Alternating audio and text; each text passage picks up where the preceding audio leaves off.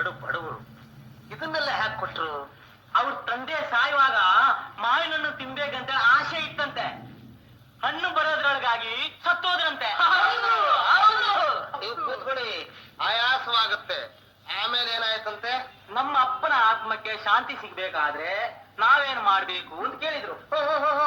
ಚಿನ್ನದ ಮಾವಿನ ಹಣ್ಣನ್ನ ಮಾಡಿಸಿ ನಮ್ಮಂತವರಿಗೆಲ್ಲ ದಾನ ಕೊಟ್ರೆ ಆತ್ಮಕ್ಕೆ ಶಾಂತಿ ಸಿಗುತ್ತೆ ಹಾಗಂತ ಶಾಸ್ತ್ರದಲ್ಲಿದೆ ಅಂತ ಹೇಳಿದ್ರು. ನಿಮ್ಮ ಶಾಸ್ತ್ರದ ಪ್ರಕಾರ ಶ್ಯಾಮ್ ಭಟ್ಟ ಸಾಲ ಸೋಲ ಮಾಡಿ ಚಿನ್ನದ ಮಾವಿನ ಹಣ್ಣುಗಳನ್ನು ಮಾಡಿಸಿ ನಿಮ್ಗೆಲ್ಲಾ ದಾನ ಕೊಟ್ಟ ಅನ್ನಿ.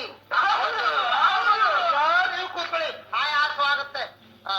ಆಮೇಲೆ ಹಾಗೆ ದಾನ ಕೊಟ್ಟ ಮೇಲೆ ಅವ್ರ ತಂದೆಯನ್ನ ನೇರವಾಗಿ ಸ್ವರ್ಗಕ್ಕೆ ಕಳಿಸಿ ನಿಮ್ ಮನೆಗೆ ಬರ್ತಾ ಇದ್ದೀವಿ.